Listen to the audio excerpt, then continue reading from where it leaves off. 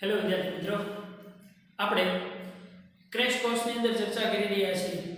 Crash કોર્સની અંદર last આપણે 11th ના અમુક ચેપ્ટરો છે એ ક્લિયર કર્યા. હવે આપણે તમારા 12th ના જે અમુક ચેપ્ટરો છે એને આપણે ઝડપથી રિવાઇઝ કરવાના છે. તો આપણી પાસે આજે ચેપ્ટર જે છે એ છે ચેપ્ટર નંબર 5, ચુંબકત્વ અને દ્રવ્ય. હવે નોર્મલી તો જો ભાઈ આ ચેપ્ટરની અંદર ચર્ચા કરવામાં બેસીએ ને તો થિયોરેટિકલ ઘણી બધી વાતો જે છે એની ચર્ચાઓ આપણે કરવી જોઈએ. પણ કેમ કે આપણી પાસે ટાઈમની લિમિટ છે, મારે ઝડપથી બધી જ વસ્તુ એક વખત મારી નજર સમક્ષ લઈ જાય એવી રીતે રિવિઝન કરવું છે, તો પછી નાની નાની ડિટેલોને આપણે અત્યારે પકડવાની કોશિશ કરશું નહીં. બટ યસ ઓફકોર્સ કે ઇમ્પોર્ટન્ટ વસ્તુઓ જે છે એ ના રહે છે. ક્રેશ કોર્સની અંદર બેસિકલી તમે જોવા જાઓ તો ઇટ્સ લાઈક અ ટ્રેલર ટાઈપની વસ્તુ છે કે જે આપણે અહીંયા 15 થી 20 લેક્ચરમાં ભણતા હોઈએ એની વસ્તુ 1 કલાકના એક લેક્ચરની અંદર આપણે બધી ઝડપથી આપણી નજર સમક્ષ હોય છે. તો એવું રિવિઝન કરવાનું છે. એટલા માટે મેક શ્યોર કે અહીંયા બધી જ વસ્તુ પોઈન્ટ ટુ પોઈન્ટ ન પડાવે. બરોબર? મેન મહત્વની વસ્તુ શું છે કે તમારી નજર સમક્ષ કન્સેપ્ચ્યુઅલ વાતો છે એ વહી જવી જોઈએ કે જેની ઉપર ખરેખર ભાર મૂકવા જેવો છે, જેની ઉપર ખરેખર આપણે યાદ કરવાની કે એને રિવાઇઝ કરવાની જરૂર છે. બરોબર? તો આપણે એવી જ વાતોની ચર્ચા કરશું કે જે એક્ચ્યુઅલમાં અત્યારે તમારા માટે નજર સમક્ષ જવી જરૂરી છે. બરોબર? તો વાત કરીએ ચેપ્ટર નંબર 5. ચેપ્ટર નંબર 5 ની શરૂઆતની અંદર ભાઈ તમે હિસ્ટોરી છે ઘણી બધી કે ચુંબક છે એ ક્યાંથી મેગ્નેશિયા નામના ટાપુમાંથી અને લોખંડના અને તેને ઓલો રથ બનાવ્યો હતો અને એ બધી ઘણી બધી ચર્ચાઓ જે છે એ હિસ્ટોરિકલ વાતો જે છે એ શરૂઆતની પ્રસ્તાવનાની અંદર આવી ગયેલી છે. પણ પછી પૃથ્વીના પેટાળમાં રહેલું ભૂગર્ભ ચુંબક અથવા તો એમ કહેવાય કે પૃથ્વીના પેટાળની અંદર રહેલું એક મહાકાય રાક્ષસી ચુંબક જેવી ચર્ચા છે એ શરૂઆતના ચેપ્ટરમાં આવે છે કે એક રાક્ષસી ચુંબક એની અંદર પડેલું છે જેના કારણે પૃથ્વીની પોતાની મેગ્નેટિક ડાયપોલ મોમેન્ટ છે. અને આમ જોવા જાવ તો પૃથ્વીનું ધરીભ્રમણ છે એ પણ આના કારણે જ છે, આના કારણે જવાબદાર છે અને બીજા ઘણા બધા ગ્રહોના કારણે પણ છે. પણ મેં મહત્વની વાત છે કે પૃથ્વીના પેટાળમાં પણ કંઈક ચુંબકીય દ્રવ્ય આવેલું હોવું જોઈએ. કેમ કે જ્યારે ભાઈ હું કોઈ મેગ્નેટિક સોયને આવી રીતે હોરિઝોન્ટલ અથવા એમ કહેવાય કે સમક્ષિતિજ રાખું છું ત્યારે કોઈ એક પર્ટિક્યુલર દિશાની અંદર જ ફિક્સ થાય છે. હવે નોર્મલ ચુંબકની અંદર આપણને ખબર છે કે હવે મારી પાસે ચુંબક હોય તો ચુંબકની ક્ષેત્ર રેખાઓની બધી જ લાક્ષણિકતાઓની બધી વસ્તુ તમે ભણી ગયા છો કે માનો કે આ ચુંબકનો નોર્થ પોલ હોય તો આ ચુંબકનો સાઉથ પોલ હોય તો આપણને સારી રીતે ખબર છે કે નોર્થમાંથી ચુંબકીય ક્ષેત્ર રેખા આવે અને સાઉથમાં દાખલ થાય ચુંબકની બહાર. પણ ચુંબકની અંદર ચુંબકીય ક્ષેત્ર રેખાઓ કેવી હશે? સાઉથ થી નોર્થ તરફ. બરોબર ભાઈ? તો આપણને આ રચના છે એ ખૂબ સારી રીતે ખબર છે. અને ચુંબકીય ક્ષેત્ર રેખાઓ છે એ ક્યારે વિચારે છે તે નથી, કેમ કે ચુંબકીય ક્ષેત્ર રેખાને જે તે બિંદુએ દોરેલો સ્પર્શક એ બિંદુએ ચુંબકીય ક્ષેત્રની દિશા આપે છે. ફોર એક્ઝામ્પલ અહીંયા અમે કોઈ એક પોઈન્ટ દોર્યો હોય તો આ બિંદુએ એનો દોરેલો સ્પર્શક અહીંયા, તો આ બિંદુએ દોરેલો સ્પર્શક, તો દરેક બિંદુએ દોરેલો સ્પર્શક જે છે ઈ ચુંબકીય ક્ષેત્રની ઈ બિંદુએ દિશા દર્શાવે છે. એટલા માટે ચુંબકીય ક્ષેત્ર રેખાઓ બંધ ગાળામાં રચે છે પરંતુ એકબીજાને છેદતી નથી. બરાબર? હવે જે છેડામાંથી ચુંબકીય ક્ષેત્ર રેખાઓ બહાર નીકળે છે એને આપણે શું કીધું છે? નોર્થ અથવા તો ઉત્તર ધ્રુવ. અને જે છેડાની અંદર ચુંબકીય ક્ષેત્ર રેખાઓ દાખલ થાય છે એને આપણે શું કીધું છે? સાઉથ પોલ અથવા તો દક્ષિણ ધ્રુવ. તો આ બેઝિક વાતો જે છે એ આપણને આની અંદર ખબર છે કે પૃથ્વીના હવે જ્યારે હું આવી કોઈ ચુંબકીય સોયને અહીંયા સ્થિર કરું છું, જો મારો ચુંબકનો ઉત્તર ધ્રુવ આ બાજુ દેખાડે છે, જો મારો ચુંબકનો ઉત્તર ધ્રુવ આ બાજુ દેખાડે છે તો એનો મતલબ શું થાય કે ભૌગોલિક મારી કઈ દિશા હશે? આ બાજુ દક્ષિણ દિશા હશે કે ઉત્તર દિશા હશે? યાદ કરો શું કીધું તમે કે પૃથ્વીના પેટાળની અંદર ચુંબક જે સંગ્રહાયેલો છે એ ભૌગોલિક ઉત્તર દક્ષિણ કરતા એકદમ ઉલટો છે. એની ચર્ચા છે આગળ આપણે ચર્ચા કરવાના છે ત્યારે વધારે ડિટેલની અંદર માહિતી મેળવશું. પણ મારે અત્યારે પહેલા તો ભણવાનું છે ખાલી સાદો બાર મેગ્નેટ. હવે આ બાર મેગ્નેટ કે જેને તમે સ્થિત વિદ્યુત સાથે સરખાવી શકો. સ્થિત વિદ્યુત સાથે કઈ રીતે? તો કે ભાઈ તમે સ્થિત વિદ્યુત તો તમને ખ્યાલ છે ને શરૂઆતમાં તમારા ચેપ્ટર નંબર 1 અને 2 એ બે શું છે? ઇલેક્ટ્રોસ્ટેટિક છે કે જેની અંદર સ્થિર વિદ્યુત ભાર અને સંગ્રહિત વિદ્યુત ભાર વિશેની ચર્ચાઓ કરતા હતા. જ્યારે ચેપ્ટર નંબર 3 4 થી પછી આગળ તમે શું કરો છો? ગતિમાન વિદ્યુત ભારની ચર્ચાઓ કરો છો. તો અહીંયા મારી પાસે ચુંબકીય ક્ષેત્ર માટે મારે ચુંબકને ભણવું છે, કોઈ બાર મેગ્નેટને ભણવું છે. તો બાર મેગ્નેટ તો કેવો છે? સ્થિર છે. ચુંબકના ટુકડાની વાત કરું છું. કોઈ પ્રવાહના કારણે ગૂંચળું બનાવી અને સોલેનોઇડ જેવી રચના કરીને ચુંબકીય ક્ષેત્રની વાત ન કરું. તો જો તમને ચેપ્ટર નંબર 1 અને 2 બહુ સારી રીતે ક્લિયર હોય ને તો સેમ એની જ ઉપરથી આપણે સૂત્રો બનાવતા જવાના છે. અને મેં કીધું એની જે સોફ્ટ કોર્નર તો એક ફરજિયાત રાખવાની જ છે, જેની અંદર તમારા સૂત્રો છે એ બધા સારી રીતે લખવાના છે. તો હું કોઈ એમ કહું કે માનો કે કોઈ એક ગૂંચળું છે ભાઈ, આવી રીતે કોઈ આવું સોલેનોઇડનું ગૂંચળું છે એમ કહી દો. હવે આ સોલેનોઇડ છે ને ઈ પણ એક ગજિયા ચુંબક તરીકે જ વર્તે છે. કઈ રીતે? ગજિયા ચુંબક તરીકે વર્તતો હોય તો એનો મતલબ એમ થાય કે એક છેડો નોર્થ પોલ એક છેડો સાઉથ પોલ છે. મતલબ અહીંયાથી ચુંબકીય ક્ષેત્ર રેખાઓ બહાર નીકળતી છે અને અહીંયાથી ચુંબકીય ક્ષેત્ર રેખાઓ અંદર જતી છે. તો આની કોઈ એક રિંગ લઉં, જો સમજો ખાસ, આની કોઈ એક રિંગ લઉં અને આમાં જો પ્રવાહની દિશા આ હોય, મતલબ વિષમ ઘડી, તમે જુઓ અહીંયા તો પ્રવાહની દિશા આ છે. જમણા હાથના અંગૂઠાના નિયમની બધી તો ખબર જ છે ને આપણને કે પ્રવાહની દિશામાં આંગળા ફેરવો, અંગૂઠો જે ડિરેક્શનમાં આવે એ ડિરેક્શનમાં ચુંબકીય ક્ષેત્રની દિશા થઈ કહેવાય. તો અહીંયા પ્રવાહની દિશા આ તરફ છે, ચુંબકીય ક્ષેત્રની દિશા કઈ થઈ? આ થઈ કહેવાય. તો એનો મતલબ એમ થાય કે તો આ જે છેડો છે ઈ નોર્થ પોલ તરીકે વર્તે. તો એના ઈ છેડાને જો ઉલટી સાઈડ કરીને જો તો મને પ્રવાહની દિશા કઈ આવી દેખાશે? સમઘડી દિશામાં. તો જુઓ જોઈએ, પ્રવાહની દિશામાં આંગળા ફેરવીએ, પ્રવાહની દિશામાં આંગળા ફેરવીએ તો ચુંબકીય ક્ષેત્ર અંદરની દિશામાં કયું કહેવાય? તો અંદરની દિશામાં હશે તો આ છે એ કયા તરીકે? સાઉથ પોલ તરીકે વર્તશે એમ કહેવાશે. તો ભાઈ મારી પાસે કોઈ એક રિંગ હોય તો જુઓ આ રિંગમાં પ્રવાહની દિશા આ છે. જુઓ પ્રવાહની દિશા એટલે મારા માટે તો પ્રવાહની દિશા આ મતલબ આમ થયું. તો મારા માટે આ છેડો છે એ નોર્થ તરીકે વર્તશે, પણ તમારા માટે આ ડિરેક્શન કઈ થઈ કહેવાય? જુઓ જોઈએ, આ ડિરેક્શન થઈ કહેવાય ને અંદર તરફ. તમારા માટે આ અંદર તરફની થઈ કહેવાય તો ઈ સાઉથ પોલ છે અને મારી બાજુથી હું જોઈશ તો ઈ નોર્થ પોલ દેખાશે. તો આવા ઘણા બધા n આંટાવાળા તારને જોડી અને સોલેનોઇડની રચના કરીએ છીએ. તો ઈ સોલેનોઇડની અંદર પણ કાંઈક મેગ્નેટિક ડાયપોલ મોમેન્ટ હશે. હવે ઈ મેગ્નેટિક ડાયપોલ મોમેન્ટ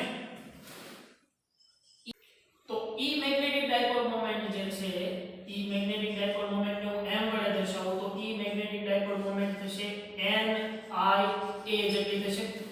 જ્યાં n છે એવું છે ટોટલ આંટાઓની સંખ્યા, I છે એવું છે ઈ આંટાઓમાંથી પસાર થતો વિદ્યુત પ્રવાહ અને a છે એવું છે જેટલા આડછેદનું ક્ષેત્રફળ ધરાવતું અથવા તો જેટલું પહોળું સોલેનોઇડ બનાવેલું છે એ સોલેનોઇડની ત્રિજ્યા અને એ સોલેનોઇડના વ્યાસની અને આના આધારેના આડછેદના ક્ષેત્રફળની વાત છે, જે તમારે magnetic dipole moment m ni a જેટલું થશે. હવે જો હું હવે આની છે ને વિદ્યુત અને ચુંબકને બંનેને છે ને સરખાવતો જાઉં છું. વિદ્યુત અને ચુંબકને બંનેને એકસાથે સરખાવતો જાઉં છું એટલે તમને સૂત્રોમાં પણ ખૂબ સારી રીતે યાદ રહે. હવે વિદ્યુતીય બળની અંદર 1/4 પાઈ એપ્સિલોન 0 આવતું હતું તો અહીંયા તમારા માટે અચળાંક હતો 1/ε0. તો એને સમતુલ્ય ચુંબકની અંદર શું લેવામાં આવશે? μ0. બરોબર ને? અહીંયા 1/4 પાઈ એપ્સિલોન 0 હતું તો અહીંયા આવશે μ0/4 પાઈ આવશે. બરોબર? પછી તો કે આની magnetic dipole moment m = 2aq થતું કે નહીં? જ્યાં 2a હતું એ શું હતું? વિદ્યુતીય ડાયપોલના બે બિંદુઓ વિદ્યુત ભારો વચ્ચેનું અંતર હતું 2a. 2a છે એ શું હતું? બે બિંદુઓ વિદ્યુત ભારો વચ્ચેનું અંતર હતું. તો આની મેગ્નેટિક ડાયપોલ મોમેન્ટ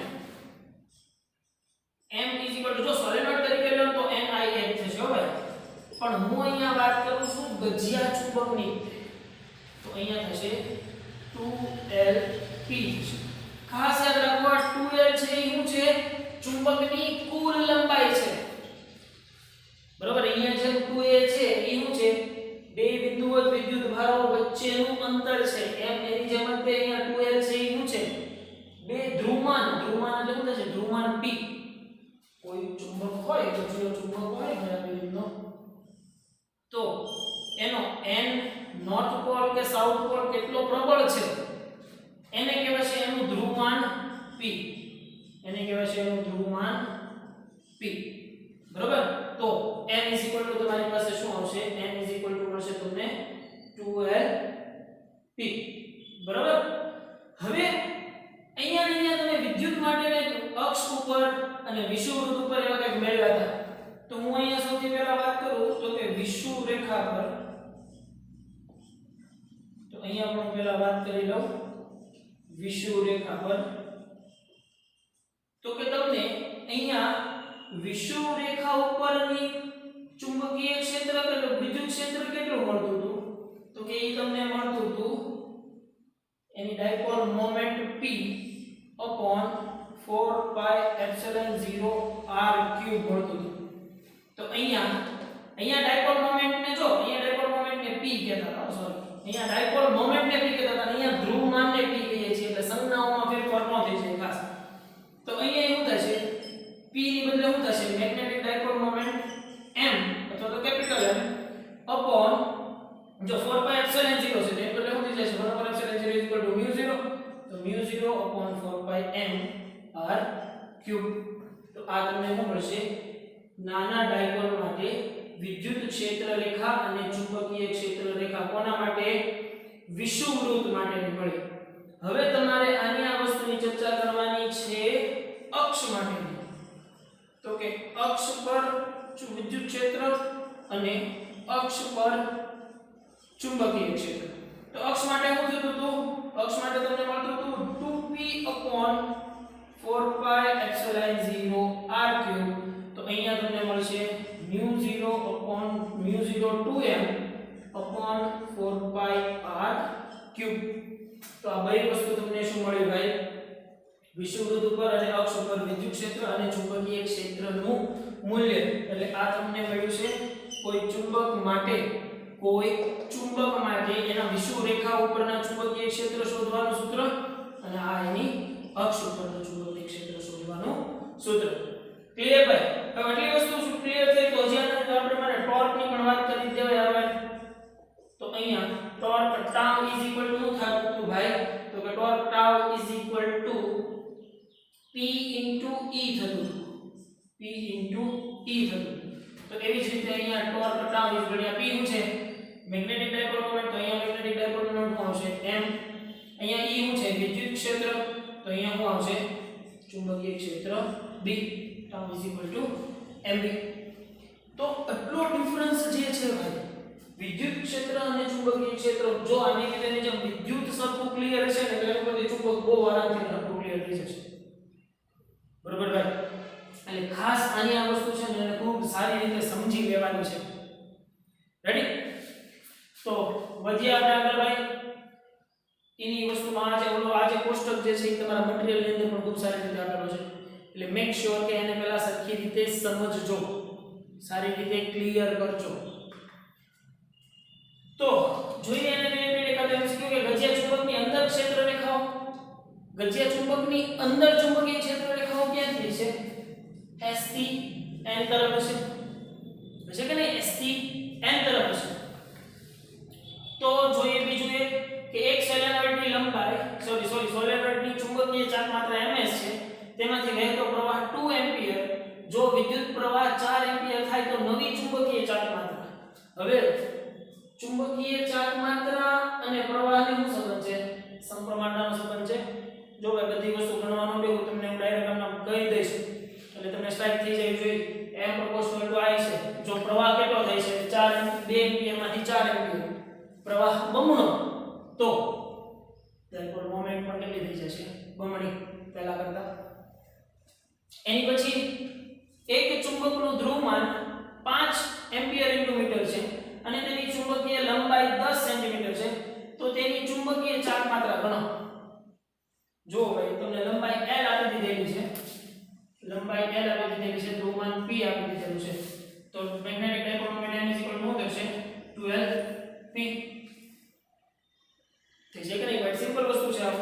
પછી તો કે એક ચુંબકનું ધ્રુવમાન 10 એમ્પિયર × મીટર છે, તેને 10⁻2 ટેસ્લા ચુંબકીય ક્ષેત્રમાં મૂકવામાં આવે તો ચુંબકીય ધ્રુવ પર લાગતું બળ F શોધો. F = શું થશે m × b થાય ટોર્ક છે એ પણ શું છે એક પ્રકારનું બળ જ છે જો તમે ઓલા બળ હારે સરખાવી શકો 1.4570 q² r² તમે એની સાથે સરખાવીને લાંબી ગણતરી કરવા ન જોવાય તમને અહીંયા સીધું ચુંબકીય ક્ષેત્ર આપી દીધેલું છે ધ્રુવમાન આપી દીધેલું છે તો F = mb થઈ જશે પછી સોલેનોઇડમાં કુલ આંટાઓની સંખ્યા ત્રિજ્યા અને પસાર થતો વિદ્યુત પ્રવાહ અનુક્રમે 100 2 સેન્ટીમીટર અને 2 મિલી એમ્પિયર હોય તો વિદ્યુત ચુંબકીય ચાપ માત્રા ભાઈ ચુંબકીય ચાપ માત્રા n = શું થશે n I a તો જુઓ જોઈએ આંટાઓની સંખ્યા n આપી દીધેલું છે ત્રિજ્યા r આપી દીધેલી છે અને શું આપી દીધેલું છે બીજું વિદ્યુત પ્રવાહ I આપી દીધેલો છે તો તમે આનો શું કરશો n I pi r square પણ ખાસ યાદ રાખવાનું છે r છે શેમાં છે સેન્ટીમીટરમાં છે એટલે પેલા મીટરમાં કન્વર્ટ કરવાનું સિમ્પલ વસ્તુ છે મળી જાય કે નહીં આરામથી એની પછી ગુજકેટની અંદર પૂછાઈ ગયેલી વાત ભાઈ કે એક નાના ગથિયા ચુંબકની લંબાઈ 2l છે અહીં ચુંબકની ચુંબકીય ચાપ માત્રા મેગ્નેટિક ડાયપોલ મોમેન્ટ m આપી દીધેલી છે તેના કેન્દ્રથી અક્ષ પર જો અક્ષ પર કીધું છે અક્ષ પર 0.1 મીટર જેટલા અંતરે જેને z કીધું છે આપણે r સંજ્ઞા વાપરીશું અક્ષ ઉપરની વાત છે તો ભાઈ જુઓ જોઈએ અક્ષ ઉપર તો શું આવશે b = 0.2m/4πr³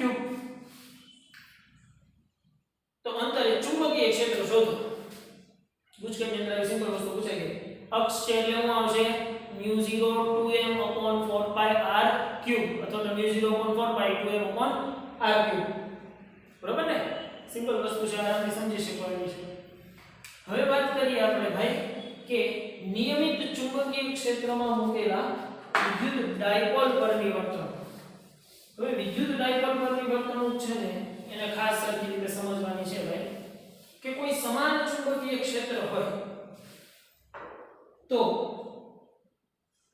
આ સમાન ચુંબકીય ક્ષેત્રની અંદર હવે જો આ એક સમાન ચુંબકીય ક્ષેત્ર છે હવે અહીંયાથી ચુંબકીય ક્ષેત્ર રેખા બહાર નીકળે છે એટલે આ કોઈ નોર્થ પોલ માંથી છે એટલે અહીંયા હું બહુ મોટો જ પર નોર્થ પોલ નો અને અહીંયા ચુંબકીય ક્ષેત્ર રેખા સમાઈ જાય છે મતલબ આને સાઉથ પર કીધું ટૂંકમાં બે ચુંબકની વચ્ચે જ્યારે કોઈ ચુંબકીય સોય રાખવામાં આવશે તો ચુંબકીય સોય તો સીધી રીતે સ્વાભાવિક છે કે આ શું થઈ જશે આમ જ થઈ જશે કેમ કે આ નોર્થ પોલ છે એને પણ અટ્રેક્ટ કરતું છે સાઉથ પોલ અને ચુંબકનો જે સાઉથ પોલ છે એને પણ અટ્રેક્ટ કરતું છે બાહ્ય ચુંબકીય ક્ષેત્રનો નોર્થ પોલ એટલે આ સોય છે એ ચુંબકીય ક્ષેત્રને એકદમ સમાંતર થઈ જશે સોય છે એ શું થઈ જશે બાહ્ય ચુંબકીય ક્ષેત્રને સમાંતર થઈ જશે પણ જો મારે એને કંઈક ફેરવવી હોય અમુક ડિગ્રી તો અમુક ડિગ્રી કેમ કે જો આ જે છે શું છે ઓટોમેટિક થયેલી ઘટના છે બાહ્ય ચુંબકીય ક્ષેત્રની અસર હેઠળ ચુંબકનો નોર્થ પોલ જે છે એ સાઉથ તરફ થઈ ગયો છે અને ચુંબકનો સાઉથ પોલ છે એ નોર્થ પોલ તરફ થઈ ગયો છે તો જો મારે કંઈક કાર્ય કરવું હોય આની અંદર કંઈક ઉર્જા સ્ટોર કરવી હોય તો પહેલા તો મારે એને કંઈક અમુક ડિગ્રીએ કોણાવર્તન કરાવવું પડશે તો અમુક ડિગ્રીએ કોણાવર્તન કરાવીશ ને પછી જેવું મૂકીશ એવું તરત પાછું ક્યાં આવી જાય પોતાની મૂળ સ્થિતિમાં પાછું આવી જશે તો એ મૂળ સ્થિતિમાં પાછા આવવા માટેની અંદર એનર્જી ક્યાંથી સ્ટોર થઈ એ એનર્જી કેવી રીતે સ્ટોર થઈ તો કે ભાઈ આમ પડ્યો તો અને મેં કંઈક કાર્ય કર્યું મેં થીટા જેટલું કાર્ય કર્યું ઈ કાર્ય આ ચુંબકીય સોયની અંદર સ્થિતિ ઊર્જા સ્વરૂપે સંગ્રહાઈ ગયું અને જેવું ને બાહ્ય બળ દૂર કર્યું એટલે તરત પાછી ચુંબકીય સોય પોતાની મૂળ સ્થિતિમાં પાછી આવી તો એની અંદર સંગ્રહ પામતી સ્થિતિ ઊર્જાનું મૂલ્ય શું થશે સ્થિતિ ઊર્જાનું મૂલ્ય શું થશે તો કે સ્થિતિ ઊર્જા u થશે mb cos θ શું થશે સ્થિતિ ઊર્જાનું મૂલ્ય u -mb cos θ -mb cos θ કામ કેમ કે આપણે ક્ષેત્રની વિરુદ્ધ કાર્ય કરીએ છીએ ક્ષેત્ર શું કરવા માંગે છે આ સોયને આવી રીતે જ રહેવા દેવા માંગે છે પણ મારે કંઈક ક્ષેત્રની વિરુદ્ધ જઈને કાર્ય કરું છું એટલે અહીંયા -mb cos θ આવશે એટલે ખાસ યાદ રાખવાનું છે u શું થઈ જશે -mb cos θ જ્યાં m છે શું છે એની મેગ્નેટિક ડાયપોલ મોમેન્ટ b શું છે ચુંબકીય ક્ષેત્ર અને cos θ શું છે m અને b વચ્ચેનો ખૂણો તો કે જુઓ જોઈએ આની મેગ્નેટિક ડાયપોલ મોમેન્ટની ડિરેક્શન કઈ છે આ છે અને ચુંબકીય ક્ષેત્રની ડિરેક્શન કઈ છે આ છે તો એની બે વચ્ચેનો ખૂણો જો ખાસ સમજો આ કોની દિશા છે ચુંબકીય ચાક માત્રાની દિશા છે અને આ જે છે શું છે બાહ્ય ચુંબકીય ક્ષેત્ર આ જે છે શું છે બાહ્ય ચુંબકીય ક્ષેત્ર અને ચુંબકીય ચાક માત્રાની દિશા હવે અચ્છા ચુંબકીય ચાક માત્રાની દિશા ક્યાંથી ક્યાં તરફ આવશે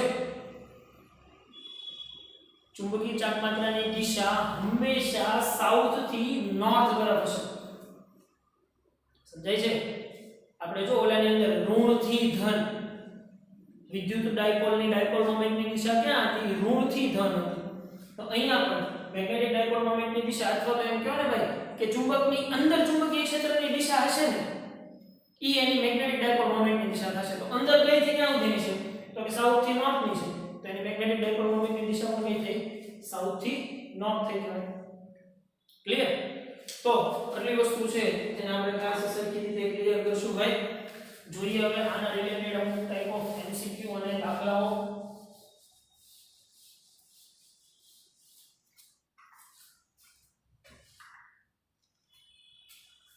p ધ્રુવમાન અને n મેગ્નેટિક મોમેન્ટ ધરાવતા l લંબાઈના એક ગજિયા ચુંબકની લંબાઈ l/2 કરવામાં આવે છે તો પહેલા એની લંબાઈ l હતી હવે l/2 કરવામાં આવે છે તો બંને સરખા ભાગ કરતા દરેક ટુકડાના મેગ્નેટિક મોમેન્ટ m અને ધ્રુવમાન p હવે જુઓ એક વસ્તુ આપણને ખબર છે કે ચુંબક છે એ મોનોપોલ રહી શકે નહીં મોનોપોલ બની જ ન શકે તમે આના આ ચુંબકના હજારો ટુકડા કરી નાખો તો એનો દરેક છેડો છે એ એક સ્વતંત્ર સાઉથ પોલ અને એક સ્વતંત્ર નોર્થ પોલ તરીકે બનશે કેમ કે ભાઈ અહીંયા ચુંબકીય ક્ષેત્ર રેખાઓ બંધ ગાળા રચે છે ચુંબકીય ક્ષેત્ર રેખાઓ બંધ ગાળા રચે છે એટલા માટે આની કોઈ સ્વતંત્ર ધ્રુવ તમને મળશે નહીં હાલો ભાઈ મેં આમાંથી સાઉથ પોલ અલગ કરી લીધો કે મેં આમાંથી નોર્થ પોલ અલગ કરી લીધો એવું થશે નહીં કેમ ભાઈ કેમ કે ચુંબકીય ક્ષેત્ર રેખાઓ બંધ ગાળો રચે છે જ્યાંથી બહાર નીકળે છે તો એના બીજા છેડેથી અંદર જવાની જ છે તો સ્વાભાવિક છે કે એક છેડો નોર્થ પોલ હોય તો બીજો સાઉથ થશે જ એટલા માટે આ ચુંબકની ચુંબકીય ડાયપોલ મોમેન્ટ જે છે ને ફેર થશે કેમ કે m તમને શું થતું હતું જો અહીંયા આપણે મેળવ્યું m ni અથવા તો m આપણે શું મેળવ્યું 2lp જો p છે એ તો કેવું રહેશે અચળ રહેશે કેમ કે જેટલી ક્ષેત્ર રેખાઓ બહાર નીકળશે એટલી ક્ષેત્ર રેખાઓ અંદર રહેશે મતલબ બંને છેડાના ધ્રુવમાન છે એ અચળ રહેશે પણ જો તમે અહીંયા લંબાઈ ફેરફાર કર્યો છે એટલે મેગ્નેટિક ડાયપોલ મોમેન્ટમાં ફેરફાર થશે પણ ધ્રુવમાન p માં ફેરફાર થશે નહીં કેમ કે ચુંબકને ગમે એટલા અસંખ્ય ટુકડાઓમાં વિભાજિત કરી નાખો ભાઈ તો પણ ઈ એક સ્વતંત્ર ચુંબક તરીકે જ વર્તે ક્લિયર તો એની ધ્રુવમાન અચળ છે પણ એની મેગ્નેટિક ડાયપોલ મોમેન્ટ છે ડેફિનેટલી પહેલા કરતા અડધી થઈ જશે કેમ કે લંબાઈ અડધી થાય છે રેડી તો એની પછી એક આવર્તકાળ સાથેનો સંબંધ જે આ સમીકરણ છે ને ભાઈ આ સમીકરણ આપણે ઓલરેડી તમારી થિયરીની અંદર આપણે ડિરાઈવ કરેલું છે પણ એનું ડેરિવેશન ની અંદર અત્યારે આપણે પડતા નથી કેમ કે કોણીય વેગની બધી ઘણી બધી ચર્ચાઓ છે એની અંદર બરોબર ને કેમ કે એની ડેરિવેશન ખૂબ જ લોંગ થાય છે એટલા માટે એક ગજિયા ચુંબક પૃથ્વીના ચુંબકીય ક્ષેત્રમાં t આવર્તકાળથી દોલન કરે છે તેટલા જ દળ અને કદ ધરાવતા તેવા જ બીજા ચુંબકની મેગ્નેટિક મોમેન્ટ આ ચુંબક કરતા 4 ગણી છે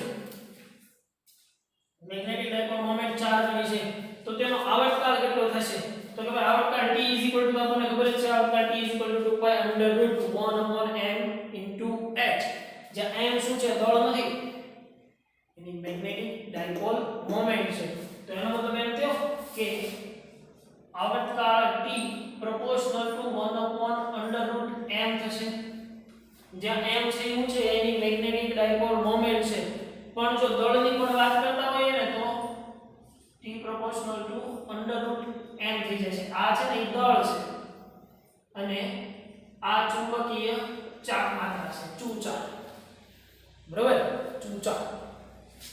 ચુંબકીય ચાક માત્રા છે અને આ દળ છે એટલે ખાસ યાદ રાખજો કેમ કે આ સમીકરણ તો ક્યાંથી એવું ખબર જ છે ને t 2 pi under root m upon k યાદ છે ને t = 2 પાઈ √l / g પણ થાય, t = 2 પાઈ √m / k પણ થાય અને t = 2 પાઈ √1 / mb પણ થાય, તો mh પણ થાય. ક્લિયર? એટલે વસ્તુ તો આપણને ખ્યાલ છે. તો સ્વાભાવિક છે કે ચુંબક ડાયપોલ મોમેન્ટ 4 ગણી કરશો તો એનો આવર્તન કેટલો થઈ જશે? અડધો થઈ જશે, કેમ કે એના વ્યસ્ત પ્રમાણમાં છે. ક્લિયર? એટલે તો સામાન્ય ગુણોત્તર છે એ આપણે ગણી ગયા છે એટલે આપણને ખબર જ છે. ગુજકેટની અંદર પૂછાયેલી વાત ભાઈ કે m ચુંબકીય ચાર્જ માત્રા ધરાવતા ગજિયા ચુંબકને b જેટલું પ્રેરણ ધરાવતા ચુંબકીય ક્ષેત્રમાં મૂકવામાં આવે તો તેના ઉપર લાગતું દળ τ = mb cos θ. mb cos θ છે નહીં તો એનું સદિશ સ્વરૂપ કયું થશે? m cross b થશે. થશે કે નહીં? એક ટૂંકો ગજિયા ચુંબકને 0.03 ટેસ્લાના સમાન ચુંબકીય ક્ષેત્રમાં મૂકતા, ચલો ચુંબકીય ક્ષેત્ર b આપી દીધેલું છે. ચુંબકીય ક્ષેત્રમાં ક્ષેત્ર સાથે 30 ડિગ્રીનો કોણ બનાવે છે, θ = 30. તેમાં મૂકતા 0.64 જૂલ જેટલો ટોર્ક અનુભવે છે. ચલો ટાઈમ આપી દીધેલું છે. તો એની ચુંબકીય ચાપ માત્રા શોધો. મેગ્નેટિક ડાયપોલ મોમેન્ટ m પૂછે છે. તો શું થાય? m = સોરી tau = શું થાય છે? tau = mb cos θ. તો m = શું થઈ જશે? tau / b cos θ. સિમ્પલ કે નહીં? સમજી શકાય એવી વસ્તુ છે, આરામથી સમજી શકો. એની પછી એક ગજિયા ચુંબક નીટની અંદર પૂછાયેલી વાત ભાઈ કે એક ગજિયા ચુંબકને પૃથ્વીના ચુંબકીય ક્ષેત્રમાં t આવર્તનથી દોલન કરી રહ્યો છે. જો ચુંબકનું દળ 4 ગણું કરવામાં આવે, એનું દળ 4 ગણું કરવામાં આવે, જો દળ 4 ગણું કરવામાં આવે તો તેના આવર્તનમાં શું ફેરફાર પડશે? દળ 4 ગણું કરશો 4 નો રૂટ કાઢો એટલે 2, તો આવર્તન કેટલો થઈ જાય? બમણો થશે. કેમ? કેમ કે t = 2 √m, t = 2 પાઈ √m/k. કે નહીં? તો સ્વાભાવિક છે કે આવર્તન કેટલો થઈ જશે? બમણો થઈ જશે જો દળ 4 ગણું થશે તો. ક્લિયર? એની પછી આપણે વાત કરીએ પૃથ્વીના ચુંબકત્વ વિશે. હવે પૃથ્વીના ચુંબકત્વ વિશેની આપણે ચર્ચા કરી જ રહ્યા છીએ ને, તો સાથે સાથે એક વસ્તુ સમજી લઈએ કે ભાઈ પૃથ્વીના પેટાળની અંદર રહેલું જે લોહ તત્વ અથવા તો એમ કહેવાય કે એની મેગ્નેટિક ડાયપોલ મોમેન્ટ અંદર પડેલી ધાતુ, જો હજી સુધી ડિફાઇન નથી કે શું છે અને શેનું છે, કયું તત્વ છે, પણ એ અંદર પેટાળમાં ભૂગર્ભમાં રહેલું જે તત્વ છે જે સતત ઘૂમતું રહે છે અને એને કંઈક પરિણામી મેગ્નેટિક ડાયપોલ મોમેન્ટ છે, એટલા માટે પૃથ્વી પાસે કંઈક મેગ્નેટિક ડાયપોલ મોમેન્ટ છે. જ્યારે આની વસ્તુ સમજવા માટે આપણે ખૂબ સરખી રીતે સમજીએ કે માનો કે આ કોઈ પૃથ્વીનો ગોળો હોય તો આપણને એક વસ્તુ ખબર છે કે ખાસ અહીંયા એક વસ્તુ સમજી લેજો, આ પૃથ્વીનો ભૌગોલિક નોર્થ છે અને આ પૃથ્વીનો ભૌગોલિક સાઉથ છે. આ જે છે એવું છે પૃથ્વીનો ભૌગોલિક નોર્થ છે અને આ પૃથ્વીનો ભૌગોલિક સાઉથ છે. પણ આના પેટાળમાં પડેલું જે ચુંબક જે છે, ખાસ આને હું ચુંબક કહી ન શકું પણ અત્યારે સમજવા માટે ખાલી સરળતા ખાતર આપણે ડ્રો કરીએ છીએ કે જે ચુંબક જે છે એનો સાઉથ પોલ અહીંયા ઉપર છે અને નોર્થ પોલ અહીંયા નીચે છે. મતલબ કે પૃથ્વીમાં ચુંબકીય ક્ષેત્ર રેખાઓ આવી રીતે બહાર નીકળે છે અને આવી રીતે અંદર જાય છે. ખાસ સમજો, પૃથ્વીમાં ચુંબકીય ક્ષેત્ર રેખાઓ આવી રીતે બહાર નીકળે છે અને આવી રીતે અંદર જાય છે. મતલબ કે ભૌગોલિક દક્ષિણ ધ્રુવ પાસેથી ચુંબકીય ક્ષેત્ર રેખાઓ બહાર નીકળે છે પણ એક્ઝેક્ટ ભૌગોલિક પાસેથી પણ નહીં. આ ચુંબક છે ઈ પૃથ્વીની ભ્રમણાક્ષ, આ જે છે એનું કહેવાય છે એની ભ્રમણાક્ષ કહેવાય છે, જે એની ધરી ઉપર જે ધરીને અનુલક્ષીને પૃથ્વી પોતાની ધરી ઉપર ફરે છે તો એની ભ્રમણાક્ષ કહેવાય છે. ઈ ભ્રમણાક્ષથી કંઈક અમુક એંગલ ત્રાસો જે છે, ઈ જે અમુક એંગલ ત્રાસો જે છે એને કહેવામાં આવે છે મેગ્નેટિક ડેક્લિનેશન. શું કહેવામાં આવે છે? મેગ્નેટિક ડેક્લિનેશન. કે પૃથ્વીના ભૌગોલિક ઉત્તર ધ્રુવ અને દક્ષિણ ધ્રુવની સાથે એક્ઝેક્ટ કઈ ચુંબક ઉત્તર ધ્રુવ દક્ષિણ ધ્રુવ નથી. જો આ પૃથ્વીની ભ્રમણાક્ષ છે ભાઈ સમજો, અને જે પેટાળમાં પડેલો ચુંબક છે ને એ આવી રીતે ટિલ્ટેડ છે, સહેજ ત્રાસો છે, પણ જો ઉલટો છે, પૃથ્વીનો ભૌગોલિક ઉત્તર આ છે, દક્ષિણ આ છે, પણ જે નીચે પડેલો જે અંદર પડેલો ચુંબક જે છે એ ચુંબકનો દક્ષિણ અહીંયા સોરી ઉત્તર અહીંયા છે અને દક્ષિણ અહીંયા છે. એટલા માટે જ હવે કેવું જોઈએ કે ચુંબકીય સોયને હું આવી રીતે રાખું છું અને મારો નોર્થ પોલ અહીંયા મને દેખાય છે. મારો નોર્થ જે ચુંબકીય સોયનો નોર્થ પોલ અહીંયા છે, સાઉથ પોલ અહીંયા છે. તો આ મારી રિયલ ઉત્તર થઈ કહેવાય કે ન કહેવાય? યસ, આ મારી રિયલ ઉત્તર જ થઈ કહેવાય.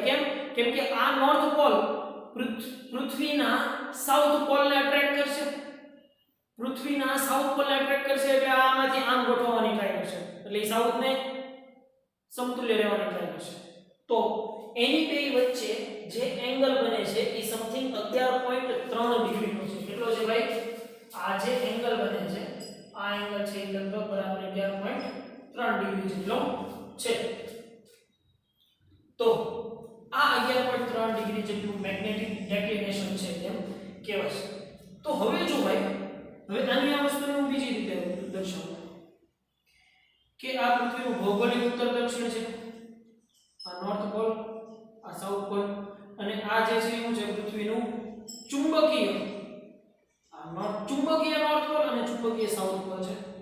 અને એ બે વચ્ચે જે એંગલ રચાય છે એને આપણે શું કીધું છે? એનો મેગ્નેટિક ડિક્લિનેશન કીધું છે કે નહીં? તો જેમ પૃથ્વીને ભૌગોલિક અને ચુંબકીય ઉત્તર દક્ષિણ જુદા જુદા મળે છે, તો આ જે થયું એ શું કહેવાય? જુઓ, આ જે સમતલ થયું એ શું કહેવાય? પૃથ્વીને બે એક સરખા ભાગમાં વિભાજિત કરી નાખે છે એને શું કહીએ છીએ? ભૌગોલિક વિષુવવૃત્ત કહીએ છીએ. ભૌગોલિક વિષુવવૃત્ત. તો સ્વાભાવિક છે, તો ચુંબકની ચુંબકીય વિષુવવૃત્ત કેવી હશે? તો કે એનાથી પણ થોડી ટિલ્ટેડ હશે. કેમ કે ઉત્તર ધ્રુવ અને દક્ષિણ ધ્રુવ ટિલ્ટેડ છે, તો ભાઈ એને અકોર્ડિંગ એની વિષુવવૃત્ત કેવી થશે? ટિલ્ટેડ જ થશે. તો સ્વાભાવિક છે આનું કહેવાય છે એની ચુંબકીય વિષુવવૃત્ત. કેમ કે વિષુવવૃત્ત એટલે શું થશે કે એના બે અક્ષો એકદમ મધ્ય ભાગમાંથી કાપવામાં આવે અને જે રેખા બને એને એની વિષુવવૃત્ત કહેવાય છે. તો પૃથ્વીની ભૌગોલિક વિષુવવૃત્ત તો એકદમ વચ્ચે છે, પણ કેમ કે ચુંબક ત્રાંસુ છે તો ચુંબકની વિષુવવૃત્ત કેવી થશે? ત્રાંસી થશે કે નહીં? તો તમે આના ઉપરથી ઘણા બધા મેરિડિયન બનાવી શકો. મેરિડિયન મતલબ કાંઈ અઘરું નથી ભાઈ. મેરિડિયન ઇટ મીન્સ સમતલ. પૃથ્વી પાસે ભૌગોલિક ઉત્તર દક્ષિણનું એક સમતલ થયું કહેવાય અને ચુંબકીય ઉત્તર દક્ષિણનું પણ એક સમતલ થયું કહેવાય. હું અહીંયા ઊભો છું, મારી ઉપરથી કોઈ એક ચુંબકીય ક્ષેત્ર રેખા આવી રીતે બંધગાળો રચીને રચાય છે, તો આ એક સમતલ રચાણું કહેવાય. બરોબર? હવે એને સમતલને ડ્રો કરવાની ટ્રાય કરું ને તો આવી રીતે થાય કે માનો કે આ જે સમતલ જે છે ઈ કયું સમતલ કહેવાય છે? આને જો એક એકના નામ પહેલેથી હરખા સમજતા જશો. આને ભૌગોલિક સમતલ કહેશે. ભૌગોલિક મેરિડિયન. તો આ ભૌગોલિક મેરિડિયનમાં આ નોર્થ પોલ છે અને આ છે સાઉથ પોલ છે. તો એવી જ રીતે ચુંબકીય ક્ષેત્રનું પણ કંઈક મેરિડિયન, ચુંબકીય ક્ષેત્ર રેખાઓ જે દિશામાંથી પસાર થાય છે એને શું કહેવામાં આવશે? એનું ચુંબકીય મેરિડિયન. પણ એનો આ નોર્થ પોલ થશે અને આ સાઉથ પોલ થશે, તો આને હું કહીશું એનું ચુંબકીય મેરિડિયન. એવી જ રીતે આ શું થશે? પૃથ્વીનું ભૌગોલિક વિષુવવૃત્ત થશે. આ શું થશે? ભૌગોલિક વિષુવવૃત્ત. તો એવી જ રીતે આ જે છે એ શું થશે? તો કહેવાય એનું ચુંબકીય વિષુવવૃત્ત. થશે કે નહીં? તો ભાઈ આટલા સમતલો અથવા તો આટલા મેરિડિયનો છે એ તમને ખાસ અંદાજ ક્લિયર હોવો જોઈએ. ઇન શોર્ટ કે હું જે કહેવું હતું, અહીંયાથી કોઈ પૃથ્વીના ચુંબકીય ક્ષેત્રની દિશા પસાર થાય, ચુંબકીય ક્ષેત્ર રેખા પસાર થાય છે, સ્વાભાવિક છે બંધગાળો તો રચવાની છે. તો એ જે બંધગાળા ભાગ રચેલું જેટલું સમતલ છે એ સમતલને કહેવાય છે એનું મેરિડિયન. તો પૃથ્વી પાસે ભૌગોલિક ઉત્તર દક્ષિણ મેરિડિયન છે અને ચુંબકીય ઉત્તર દક્ષિણ મેરિડિયન છે. પૃથ્વી પાસે ભૌગોલિક વિષુવવૃત્ત પણ છે અને ચુંબકીય વિષુવવૃત્ત પણ છે કે નહીં? તો આ મેરિડિયનો છે એ ખાસ નોંધ ક્લિયર કરવાના છે. એની ઉપરથી આપણે હવે આગળ એક નવી રાશિ ભણવાના છીએ, એંગલ ઓફ ડી. શું ભણશું?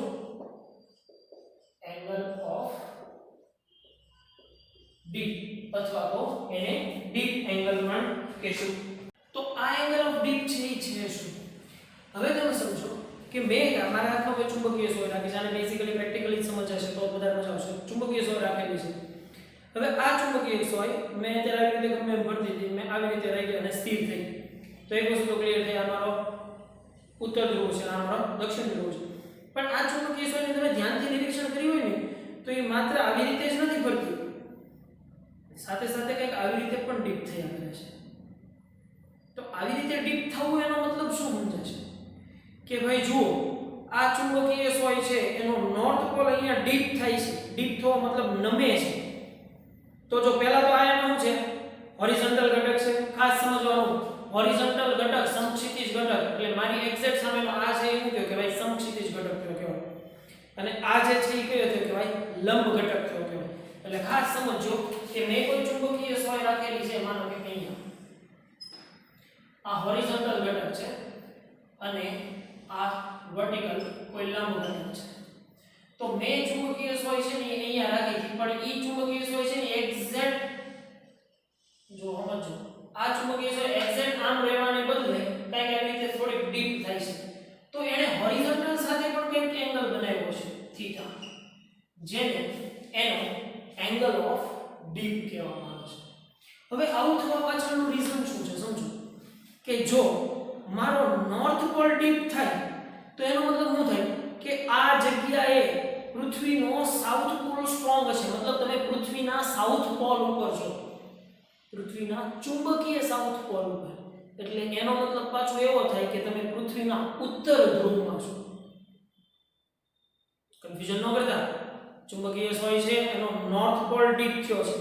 નોર્થ પોલ ક્યારે ડીપ થાય કે અહીંયા કંઈક સાઉથનું આકર્ષણ હશે, તો અહીંયા પૃથ્વીનો ચુંબકીય સાઉથ હશે. તો તમે તારે ક્યાં ઊભા છો? પૃથ્વીના ઉત્તર ધ્રુવમાં ઊભા છો એમ કહેવાશે કે નહીં? હવે એની બદલે કે સાઉથ પોલ ડીપ કરે છે. સાઉથ પોલ ડીપ થયો એનો મતલબ શું થયો કે અહીંયા પૃથ્વીનો ચુંબકીય ઉત્તર ધ્રુવ આવેલો છે. તો પૃથ્વીનો ચુંબકીય ઉત્તર ધ્રુવ ક્યાં આવેલો છે? તો કે ભૌગોલિક દક્ષિણ પાસે આવેલો છે. તો આની ઉપરથી એંગલ મળશે tan phi કયો છો, અથવા તો એંગલ ઓફ ડીપ I પણ કહેવામાં આવે છે. તો tan phi થઈ જશે BV/BH, જ્યાં BV શું છે? જો જ્યાં BV શું છે? BV B0 cos θ અને BH છે B0 cos θ.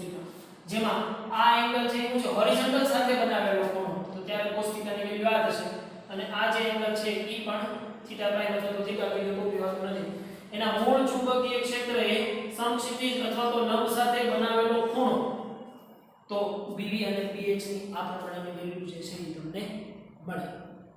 અચ્છા, તો હવે એમ કયો જોઈએ કે પૃથ્વીના કયા ભાગ ઉપર અથવા તો કયા છેડાએ અથવા તો કયા બિંદુએ તમારી સોય છે ને સજ્જ નમન ની પામે આમ નામ રહેશે, સમક્ષિતિજ જ રહેશે. વિષુવવૃત્ત પાસે. બટ યાદ રહે, વિષુવવૃત્ત પાસે એમ નહીં કહી શકાય, પૃથ્વીના ચુંબકીય વિષુવવૃત્ત પાસે. જુઓ, પૃથ્વીનો ચુંબકીય વિષુવવૃત્ત છે ને ત્યાં તમારી સોય છે ને એકદમ હોરિઝોન્ટલ રહેશે. કેમ કે ઈ જગ્યાએ નોર્થ પોલ અને સાઉથ પોલ દ્વારા લાગતું, અત્યારે હું પૃથ્વીના વિષુવવૃત્ત ઉપર છું એમ કહું તો અહીંયા ચુંબકની સોય ઉપર નોર્થ પોલ ઉપર પણ લાગતું બળ અને સાઉથ પોલ ઉપર પણ લાગતું બળ બંને બળ કેવું છે? સમાન હશે. પણ કયા? પૃથ્વીના ચુંબકીય વિષુવવૃત્ત ઉપર. ખાસ યાદ રાખજો, ભૌગોલિક વિષુવવૃત્ત ઉપર નહીં. ભૌગોલિક વિષુવવૃત્ત છે એ સાઉથ પોલની નજીક છે, એટલે તમારો ચુંબકનો નોર્થ છેડો છે એ ડીપ કરશે કે નહીં? એટલે ખાસ આ વસ્તુને એક ફિગર આકૃતિ સહિત બધું મગજમાં રાખવાનું તો બહુ મજા આવે છે, ઇન્ટરેસ્ટિંગ વસ્તુ છે. ક્લિયર? તો જોઈએ ભાઈ આપણે એંગલ ઓફ ડીપ અને ચુંબકીય ડિક્લિનેશન કોને કીધું હતું કે ભાઈ સાચા ઉત્તર અને ભૌગોલિક ઉત્તર દક્ષિણ વચ્ચેના ખૂણાને શું કહેશું? ડિક્લિનેશન. હવે જ્યાં ડીપ એંગલ 60 ડિગ્રીનો હોય તે સ્થળે પૃથ્વીના ચુંબકીય ક્ષેત્રનો ઉધ્વ ઘટક V અને સમક્ષિતિજ ઘટક H વચ્ચેનો સંબંધ શું થશે? ડીપ એંગલ 60 tan 60 ની કિંમત મૂકી દો તો BV tan 60 BH મળી જાય કે નહીં? આનાથી સિમ્પલ વસ્તુ છે, ઉચકે દે ની અંદર પૂછાયેલી વાત છે. એની પછી નીચેની આકૃતિમાં ગજ્ય ચુંબકની જુદી જુદી ગોઠવણી દર્શાવેલ છે. દરેક ગજ્ય ચુંબકની ચુંબકીય ચાક માત્રા એમ છે કે કોઈ પણ ગોઠવણ માટે મહત્તમ પરિણામી ચુંબકીય ચાક માત્રા. તો પહેલા તો ચુંબકીય ચાક માત્રા m શું થશે? જો 2lp થાય તો બરાબર છે. 2lp અહીંયા લાગુ નહીં પડી શકે. તો f ઉપરથી જવું પડશે. તો f mb sin θ મેળવો. જે જગ્યાએ તમને મહત્તમ મળશે એ જગ્યાએ ચુંબકીય ચાક માત્રાનું મૂલ્ય પણ કેવું હશે? મહત્તમ હશે. tau mb sin θ. તો tau proportional to m. Simple વસ્તુ છે, સમજી શકાય. એમ્સ ની અંદર પૂછાયેલી વાત કે ધ્રુવ અને વિષુવવૃત્ત પર ડીપ એંગલ અનુકૂળ છે. ધ્રુવ ઉપર તો શું છે? ધ્રુવ ઉપર ડીપ એંગલ મહત્તમ હશે. જો આનો ખૂણો છે એ વધતો જશે આવી રીતે થઈ જશે, એકદમ વર્ટિકલ થઈ જશે ધ્રુવ ઉપર. પણ વિષુવવૃત્ત ઉપર શું થશે? 0 થઈ જશે. તો તમે કહી શકો કે ભાઈ ધ્રુવ ઉપર એંગલ ઓફ ડીપ 90 ડિગ્રી નો બનશે અને વિષુવવૃત્ત ઉપર એંગલ ઓફ ડીપ 0 બનશે. કેમ કે ડીપ એંગલ કીધો છે કોણે? કે પૃથ્વીના સમક્ષિતિજ સાથે બનાવેલા ખૂણાને. આને આપણે ડીપ એંગલ કીધો છે ને, કે પૃથ્વીના સમક્ષિતિજ સાથે બનાવેલા ચુંબકીય સોએ બનાવેલા ખૂણાને આપણે એનો એંગલ ઓફ ડીપ કીધેલો છે. તો સ્વાભાવિક છે કે સમક્ષિતિજ સાથે બનાવેલો ખૂણો, તો જેમ તમે ધ્રુવ પાસે જશો, જો આ એંગલ વિષુવવૃત્ત પાસે, જેમ તમે ધ્રુવની નજીક જતા જશો એમ તમારો પોલ છે કોઈ પણ એક પોલ નીચે આવતો જશે. એક્ઝેક્ટ ધ્રુવે પહોંચો એટલે તમારી વર્ટિકલ લાઈન અને ચુંબકીય સોય બંને એકબીજાને એક રેખાસ્થ થઈ જશે. ત્યારે તમારે શું જોવાનું કે તમે પૃથ્વીના ચુંબકીય ઉત્તરની દક્ષિણ ધ્રુવ ઉપર છો.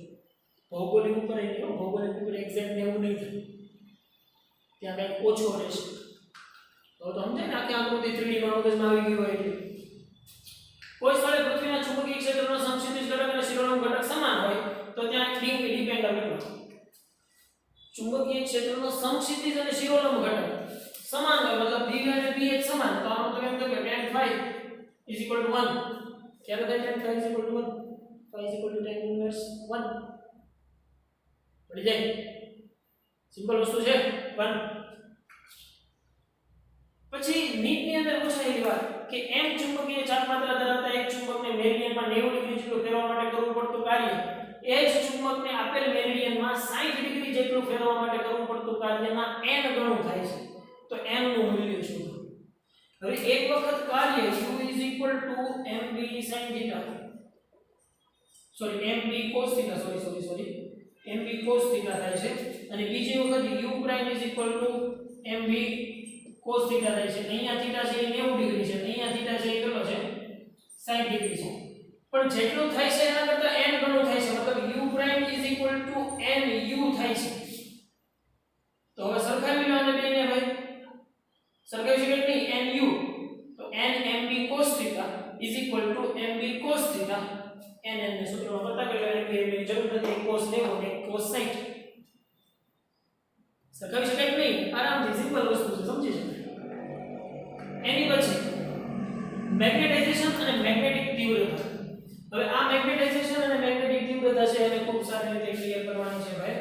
કે જ્યારે કોઈ પદાર્થને મેગ્નેટાઇઝ કરવામાં આવે છે અથવા તો કોઈ પદાર્થમાં ચુંબકીય ચાક માત્રા ક્રિએટ કરવામાં આવે છે, જો દરેક પદાર્થ પાસે અમુક ટકા તો મેગ્નેટિક ડાયપોલ મોમેન્ટ હશે, પણ એની બંધારણીય રચનાને આધારે કોઈ પણ છે ઘણા બધા પદાર્થો છે એ કાયમી ચુંબક તરીકે વર્તી શકતા નથી. કેમ કે એની સરવાળે કુલ મેગ્નેટિક ડાયપોલ મોમેન્ટ છે શું થતી છે? 0 થતી છે. કેમ કે દરેકની સ્પિન ક્વોન્ટમ આંકની દિશા છે એ કેવી છે? જુદી જુદી છે. તો જ્યારે પદાર્થને મેગ્નેટાઇઝ કરવામાં આવે છે ત્યારે એની મેગ્નેટાઇઝ તીવ્રતા h તમને મળશે b/μ0 - m. અથવા તો એમાં કોઈ પણ ઉપરથી ન જાઓ તો તમે સીધું મૂકી શકો કે મેગ્નેટાઇઝેશન m chi × h. જ્યાં m શું છે? મેગ્નેટાઇઝેશન છે. h શું છે? મેગ્નેટાઇઝિંગ કરંટ છે. h nib, m nid. બદ્ધ પ્રવાહની ચર્ચા કરી હતી આપણે, કરીયા કે નહીં? કે જ્યારે કોઈ પદાર્થની ઉપર અથવા તો કોઈ 100 પદાર્થ છે એની ઉપર સોલિનોઇડ જેમાં તાર પીટી દેવામાં આવે કરંટ પસાર કરવામાં આવશે તો શું થશે અંદરના પદાર્થ જે છે એ પદાર્થની બધી મેગ્નેટિક ડાયપોલ મોમેન્ટ બાહ્ય ચુંબકીય ક્ષેત્રના કારણે કંઈક એક ડિરેક્શનમાં ગોઠવવાની ટ્રાય કરશે અને એની અંદર કંઈક બદ્ધ પ્રવાહ રચાશે IB. યાદ આવ્યું આપણે થિયરીની અંદર એ વસ્તુ તમને ડ્રો પણ કરાવેલી છે તો એ બદ્ધ પ્રવાહ IB રચાશે અને IB ના કારણે કંઈક મેગ્નેટાઇઝેશન M થશે તો એ મેગ્નેટાઇઝેશન M B અને H વચ્ચેનો સંબંધ શું છે તો કે B = μ0 1 + chi m અથવા તો chi કહેતા આપણે H અથવા તો μ0 = શું થતું હતું તો કે μ0 અથવા તો μr સાપેક્ષ પરમેબિલિટી μr = μ/μ0 થતું હતું કોઈ પણ પદાર્થની સાપેક્ષ પરમેબિલિટી કોની સાપેક્ષ છે શૂન્યાવકાશની સાપેક્ષ છે તો તમને B = અહીંયા μh પણ મળતું હતું આ સમીકરણો ખાસ જો હરખી થિયરીને યાદ કરીને કરો ને તો બહુ ઈઝીલી સમજાઈ જાય એવા છે અધરવાઇઝ તમે એને યાદ જ રાખી લો તો બી આઈ ડોન્ટ માઇન્ડ બરાબર જો ઓલા બદ્ધ પ્રવાહ વાળી થિયરી આખી અત્યારે તમને મગજમાં યાદ રહી ગયું હોય તો બહુ વધારે સારું તમને તરત IB અને ID વચ્ચેનો ડિફરન્સ ખબર પડશે બરાબર તો μ0 એ શૂન્યાવકાશની પરમેબિલિટી છે અને chi એ સસેપ્ટિબિલિટી છે તો સસેપ્ટિબિલિટી એટલે ભાઈ પરમિએબિલિટી ખાસ એનું ગુજરાતી મેં ત્યારે તમને લખાયું હતું તમને પરમિએબિલિટી મતલબ પારગમ્યતા મતલબ પોતાની અંદરથી કેટલી પસાર થવા દે છે એને કહે છે અને સસેપ્ટિબિલિટી મતલબ ગ્રાહ્યતા સસેપ્ટિબિલિટી મતલબ શું થશે એની ગ્રાહ્યતા કે કોઈ પદાર્થ કોઈ એની અંદર ચુંબકીય ક્ષેત્ર રેખાને કેટલી ગ્રહણ કરે છે એની ગ્રહણ કરવાની ક્ષમતા ગ્રહણ કરવાની કેપેસિટી એને એની ગ્રાહ્યતા અથવા તો સસેપ્ટિબિલિટી કહેવામાં આવશે અને પરમિએબિલિટી એટલે શું થશે કે પોતાની અંદરથી કેટલા પ્રમાણમાં પસાર થવા દેવી જેને શું કહેવામાં આવશે એની પરમિએબિલિટી બરોબર ખાસ આ બે વસ્તુનો સંબંધ હરખા સમજવાનો છે પરમિએબિલિટી એટલે શું થશે પારગમ્યતા અને સસેપ્ટિબિલિટી એટલે શું થશે ગ્રાહ્યતા કે કોઈ પદાર્થ પોતાની જાતને કેટલું મેગ્નેટાઇઝ કરી શકે છે ઈ શેની પર આધાર છે એની સસેપ્ટિબિલિટી chi ઉપર આધાર છે M = chi h જો એ પદાર્થની chi મોટી હશે તો એનું મેગ્નેટાઇઝેશન વધુ થશે અને જો એ પદાર્થની chi ઓછી હશે તો મેગ્નેટાઇઝેશન ઓછું થશે સિમ્પલ વસ્તુ છે તો દ્રવ્યની પરમેબિલિટી કેટલી થશે ભાઈ B = આપણે અહીંયા મેળવ્યો μr આની અંદર મૂકો μ0 ની કિંમત તો μ/μr તો μ = μ0 1 + chi m થશે કે નહીં આના નાના સાદુરૂપો ઘણા બધા સૂત્રો જે છે મેં તમને પાછળ લખાવેલા છે ચેપ્ટર નંબર 5 માં યાદ કરીને હરખા ફરીથી જોઈ લેવા હવે દ્રવ્યના ચુંબકીય ગુણધર્મો ડાયમેગ્નેટિક પેરામેગ્નેટિક અને ફેરામેગ્નેટિક પદાર્થની વાત છે ડાયમેગ્નેટિક પદાર્થ છે એ શું કરે છે બધા પદાર્થોની ચર્ચા કરવાની છે એટલે ઝડપથી કરી લઈએ ડાયમેગ્નેટિક પદાર્થો શું કરે છે કે જ્યારે એને સમાન ચુંબકીય ક્ષેત્રમાં રાખવામાં આવે છે ત્યારે ચુંબકીય ક્ષેત્ર રેખાઓ એમાંથી બહાર ધકેલાય છે તો એનો મતલબ એમ થાય કે બહારના ચુંબકીય ક્ષેત્રનો આ નોર્થ હોય અને આ સાઉથ હોય તો ચુંબકીય ક્ષેત્ર રેખા બહાર ક્યારે ધકેલાય કે જ્યારે આની અંદરની મેગ્નેટિક ડાયપોલ મોમેન્ટ આનાથી ઉલટી હોય ત્યારે આની અંદર ક્રિએટ થતી મેગ્નેટિક ડાયપોલ મોમેન્ટ બાહ્ય ચુંબકીય ક્ષેત્રની વિરુદ્ધ દિશાની હોય ત્યારે તો મતલબ આવા પદાર્થને મેગ્નેટાઇઝ કરી શકાય નહીં આવા પદાર્થને કાયમી ચુંબક બનાવી શકાય નહીં હવે આના જ પદાર્થને જ્યારે અસમાન ચુંબકીય ક્ષેત્રમાં મૂકવામાં આવે અસમાન ચુંબકીય ક્ષેત્રમાં એટલે શું થશે કે કોઈ જગ્યાએ વધુ ઉપર ગીચ અને કોઈ જગ્યાએ ખૂબ તો શું થશે આની અંદર તો આનો સાઉથ પોલ છે આનો નોર્થ પોલ છે આનો સાઉથ પોલ છે આનો નોર્થ પોલ છે તો ખબર છે કે વધુ ગીચતા તરફ છે એ આ પદાર્થ આકર્ષે છે ક્લિયર ભાઈ તો સમાન અને અસમાન ચુંબકીય ક્ષેત્રવાળી વ્યાખ્યા અને આકૃતિઓની બધી વસ્તુ આપણે ડ્રો કરેલી છે એની પછી વાત કરીએ પેરામેગ્નેટિક પદાર્થ હવે પેરામેગ્નેટિક પદાર્થો એટલે કેવા પદાર્થો દાખલા તરીકે એલ્યુમિનિયમ સોડિયમ કેલ્શિયમ ઓક્સિજન અને કોપર ક્લોરાઇડ વગેરે જેટલા પેરામેગ્નેટિક પદાર્થો છે પ્રયોગ દ્વારા એ જાણવા મળ્યું છે કે પેરામેગ્નેટિક દ્રવ્યનું મેગ્નેટાઇઝેશન તેના નિરપેક્ષ તાપમાનના વ્યસ્ત પ્રમાણમાં હોય છે એનું મેગ્નેટાઇઝેશન M = કેટલું થશે મેગ્નેટાઇઝેશન M = થશે C V0/T જ્યાં C શું છે ક્યુરી અચળાંક છે જેની પરથી આ ક્યુરીનો નિયમ બહાર પડ્યો છે મતલબ એની susceptibility chi proportional to also 1/T થશે એટલે B also proportional to 1/T તો chi also proportional to 1/T જ થશે ચુંબકીય ક્ષેત્રની ગ્રાહ્યતા ઉપરથી. તો પેરામેગ્નેટિક પદાર્થો કેવું બિહેવ કરે છે?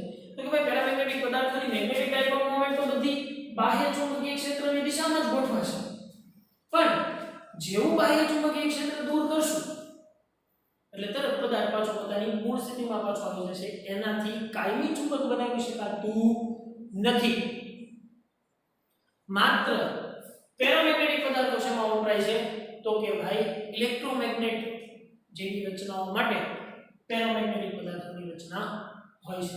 ઇલેક્ટ્રોમેગ્નેટ બનાવવા માટે પેરામેગ્નેટિક પદાર્થમાંથી ઇલેક્ટ્રોમેગ્નેટ્સ બનાવવામાં આવે છે કે જેની અંદરથી જ્યાં સુધી પ્રવાહ પસાર થતો હોય છે ત્યાં સુધી ચુંબક તરીકે વર્તે છે. જેવો તમે પ્રવાહ બંધ કરો તો એનો ચુંબકીય ગુણધર્મ છે એ પણ ધીમે ધીમે પૂરો થઈ જશે. મતલબ આ પદાર્થ કાયમી ચુંબક તરીકે વર્તતો નથી. એની પછી વાત કરીએ ફેરોમેગ્નેટિક પદાર્થ. હવે આ પદાર્થો છે એ કેવા છે? એક ડોમેઇન બંધારણ ધરાવે છે.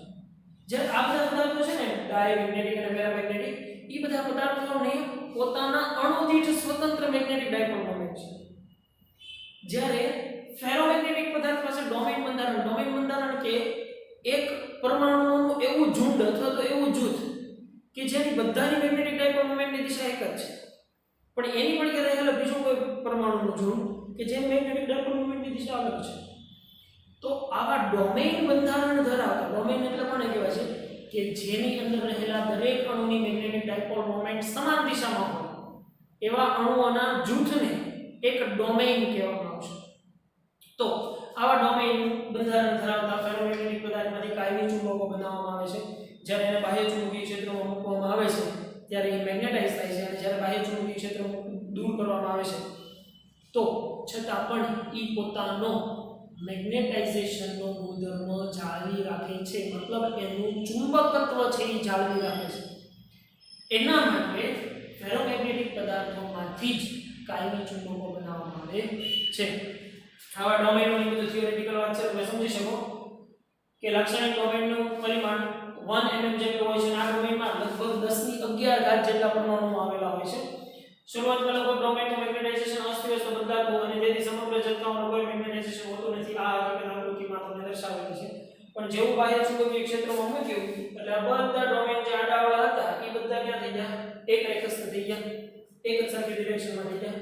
હવે ક્યુબિક તાપમાનની આની પર શું અસર છે? તો કે કાઈ પ્રપોર્શનલ ટુ C/T - Tc, જે Tc ને એવું કહેવામાં આવે છે ક્યુબિક તાપમાન.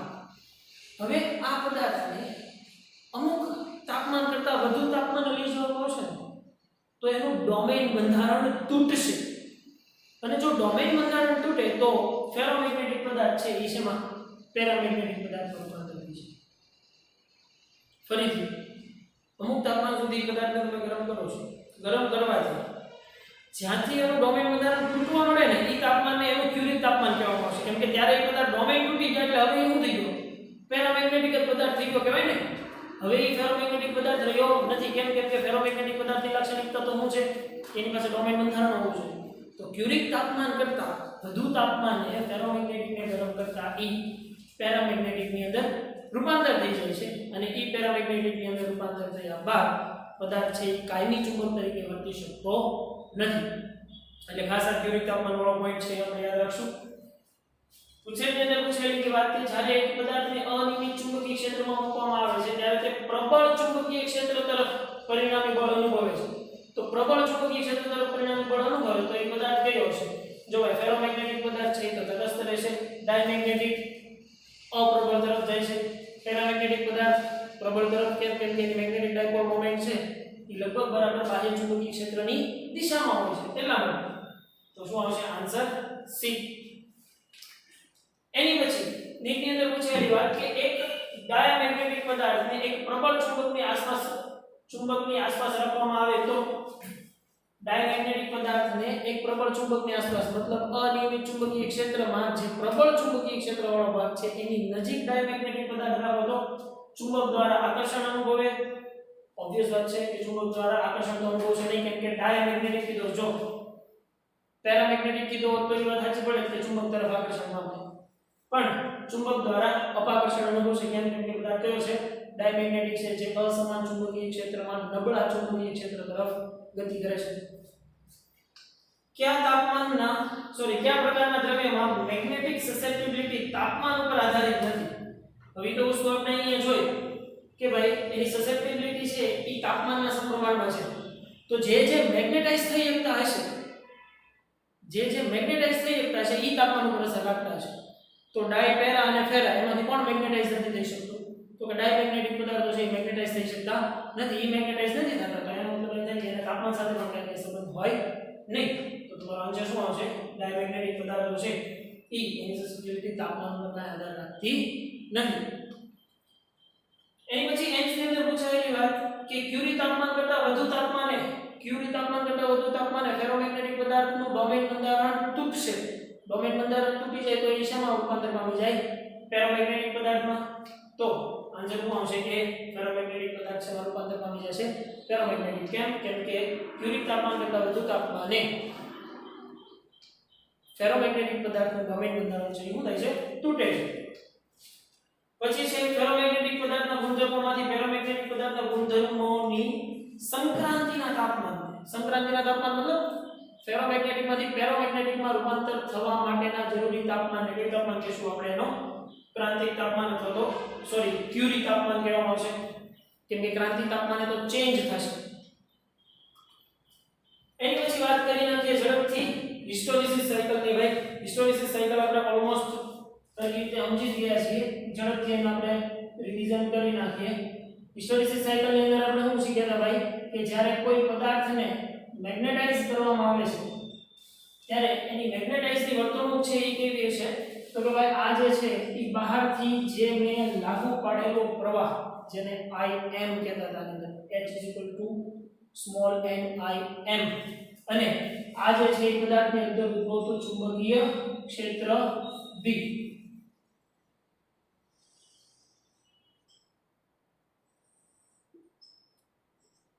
તો શરૂઆતમાં અથવા તો આને તમારે એમ સમજવાનું છે કે ભાઈ કોઈ એક સોલેનોઇડની અંદર જે પદાર્થ હતો જે પદાર્થનો એમ જ કીધું કે ફેરોમેગ્નેટિક પદાર્થ હતો ચલો ફેરોમેગ્નેટિક પદાર્થનો એક ટુકડો મૂક્યો છે અને એને મારે મેગ્નેટાઇઝ કરવો છે તો હું કરીશ કે શરૂઆતમાં તો પ્રવાહ 0 હશે પ્રવાહ 0 એટલે એ ટુકડાની અંદર ઉદ્ભવતું ચુંબકીય ક્ષેત્ર પણ 0 પણ ધીમે ધીમે જ્યારે તમે પ્રવાહ વધારતા જશો અને એક સમય એવો આવશે કે ચુંબકીય ક્ષેત્રનું મૂલ્ય પણ અહીં વધતું જશે પણ આગળ જતા એક બિંદુએ અચળ થઈ જશે તો આ બિંદુએ અહીંયા જો તમે હવે પ્રવાહ ગમે એટલો વધારશો પણ ચુંબકીય ક્ષેત્રનું મૂલ્ય વધતું નથી કોની અંદર જે ઓલો ફેરોમેગ્નેટિક પદાર્થ મૂક્યો છે એની અંદર ચુંબકીય ક્ષેત્રનું મૂલ્ય વધતું નથી એના દ્વારા ક્રિએટ થતા ચુંબકીય ક્ષેત્રનું મૂલ્ય વધતું નથી મતલબ કે આ અહીંયા સુધીના પ્રવાહને સંતૃપ્ત મેગ્નેટાઇઝેશન કહેવામાં આવશે શું કહેવામાં આવશે સંતૃપ્ત મેગ્નેટાઇઝેશન અથવા તો સેચ્યુરેશન પોઈન્ટ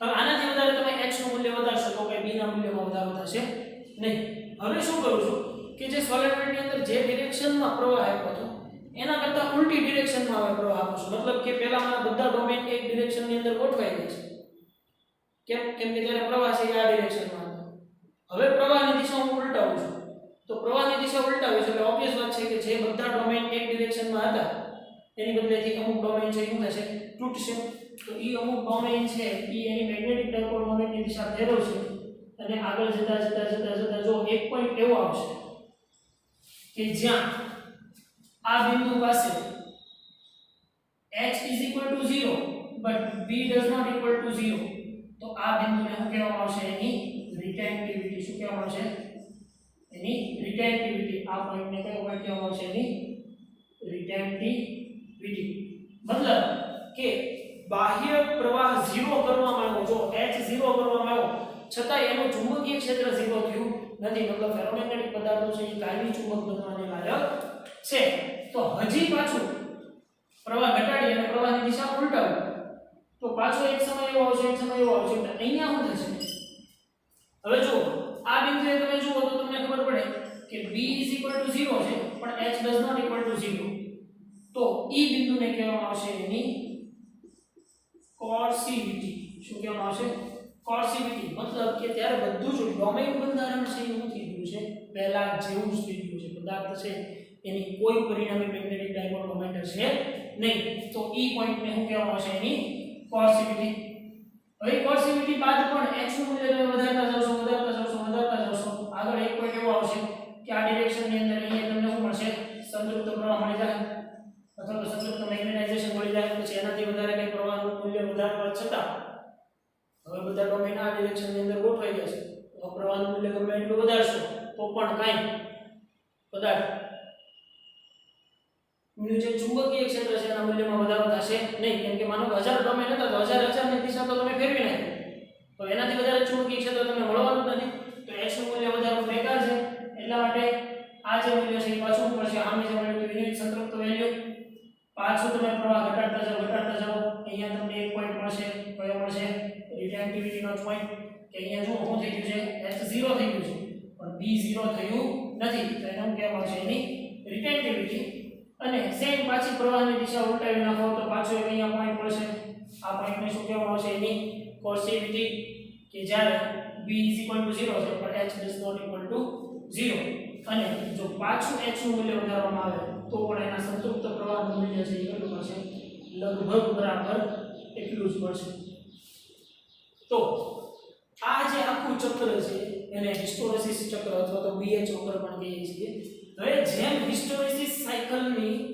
ક્ષેત્રફળ મોટું હવે તમે સમજો છો જેમ આનું ક્ષેત્રફળ મોટું એનો મતલબ શું થશે કોર્સિવિટી પણ મોટી અને રિટેન્ટિવિટી પણ મોટી તો જેમ ક્ષેત્રફળ મોટું એમ પદાર્થની કાયમી ચુંબકીય ચાપમાત્રા છે એ વધુ થશે મતલબ કે પદાર્થ વધુ કેપેબલ કહેવાશે કે એ કાયમી ચુંબક તરીકે વર્તી શકે બરોબર બાકી આપણે કહી શકીએ કે સારામાં સારો ફેરોમેગ્નેટિક પદાર્થ કોને કહેવાય કે જેની રિટેન્ટિવિટી ખૂબ ઊંચી હોય અને કોર્સિવિટી છે એ ખૂબ જ નીચી હોય એવા પદાર્થને કેવો પદાર્થ કહેવામાં આવશે સારામાં સારો ફેરોમેગ્નેટિક પદાર્થ કે જેની મદદથી તમે કાયમી અને સારો ચુંબક બનાવી શકો મતલબ કે આ જે છે સ્લો રિટેન્ટિવિટી ખૂબ ઊંચી હોય પણ કોર્સિવિટીનું મૂલ્ય કેવું હોય ખૂબ જ ઓછું હોય તો એ ફેરોમેગ્નેટિક પદાર્થ છે એ કાયમી ફેરોમેગ્નેટિક પદાર્થ તરીકે વર્તી શકે તો જોઈએ ભાઈ એના રિલેટેડ આપણે દાખલો અમુક MCQ હિસ્ટેરેસિસ સાયકલ BH વક્ર વડે ઘેરાતું ક્ષેત્રફળ નીચેનામાંથી શું દર્શાવે છે હવે એના દ્વારા ઘેરાયેલું ક્ષેત્રફળ મતલબ B * h જે આગળ આપણે ઊર્જાનું સ્વરૂપ આવી ગયું B * h તો નમૂનામાં એકમ કદ દીઠ જૂલ ઊર્જાનો વ્યય પામતી ઊર્જા કે જ્યારે પદાર્થને મેગ્નેટાઇઝ કરવામાં આવશે એના ડોમેન ઉપર ફોર્સ લાગશે તો સ્વાભાવિક છે કે ડોમેનની ડિરેક્શન ચેન્જ થશે તો પદાર્થ છે એ ગરમ થશે અને જે પદાર્થ ગરમ થઈ અને જે ઊર્જાનો વ્યય કરે છે જો આપણે IB અને IM વાળાની વાત કરી એની અંદર ચર્ચા આવી ગઈ કે IB અને IM ની મદદથી શું થાય છે કે જે અંદર રચાતો બદ્ધ પ્રવાહ છે એની અંદર કંઈક હીટ એનર્જી પ્રોડ્યુસ કરે છે અને એ હીટ પ્રોડ્યુસ થતી હીટ એનર્જી છે એ બહારથી લાગુ પાડેલા ચુંબકીય ક્ષેત્રના કારણે છે કેમ કે એના ડોમેન ઉપર કંઈક ફોર્સ લાગે છે અને ફોર્સના કારણે એની અંદર હીટ એનર્જી રિડ્યુસ થાય છે એની અંદર પૂછેલી વાત કે ઇલેક્ટ્રોમેગ્નેટ બનાવવા માટે વપરાતા દ્રવ્યની રિટેન્ટિવિટી ઊંચી અને કોર્સિવિટી નીચી ઇલેક્ટ્રોમેગ્નેટ એટલે તો ભાઈ કાયમી મેગ્નેટ પણ છે ને કાયમી મેગ્નેટની અંદર હોવું જોઈએ કે રિટેન્ટિવિટી ઊંચી અને કોર્સિવિટી નીચી પણ રિટેન્ટિવિટી નીચી અને કોર્સિવિટી પણ નીચી એ કોના માટે લાગુ પડી શકે છે ઇલેક્ટ્રોમેગ્નેટ માટે કેમ કે ઇલેક્ટ્રોમેગ્નેટ છે કાયમી મેગ્નેટ છે નહીં કાયમી મેગ્નેટ ન હોય તો એની રિટેન્ટિવિટી ભલે ગમે એટલી નીચી હોય આપણને શું ફેર પડવાનું કેમ કે એને તો આપણે જસ્ટ ટેમ્પરરી જ રાખવાનું છે જ્યાં સુધી પ્રવાહ શરૂ રાખો છો ત્યાં સુધી અને કોર્સિવિટી પણ એની કેવી હોય છે નીચી કે જેથી કરીને ઓછી હીટ પ્રોડ્યુસ થાય તો એ પદાર્થ જાજો સમય માટે ઇલેક્ટ્રોમેગ્નેટ તરીકે વાપરી શકાય એટલા માટે ઇલેક્ટ્રોમેગ્નેટ માટે રિટેન્ટિવિટી ઓછી અને કોર્સિવિટી પણ ઓછી હોય છે જો પણ કાયમી ચુંબકનું પૂછવું હોય તો કાયમી ચુંબક માટે રિટેન્ટિવિટી ઊંચી અને કોર્સિવિટી પણ નીચી હોવી જોઈએ તો છોકરાઓ ચેપ્ટર નંબર 5 ની અંદર ઓલમોસ્ટ ઘણું બધું રિવિઝન જે છે આમ તો તમે બોર્ડ લખી નાખો તો તમને ખ્યાલ આવી જાય પણ મેં કીધી એની જેમ થિયરીની જે નાની ઝીણી વાતો જે છે એની ડીપમાં ચર્ચા નથી કરી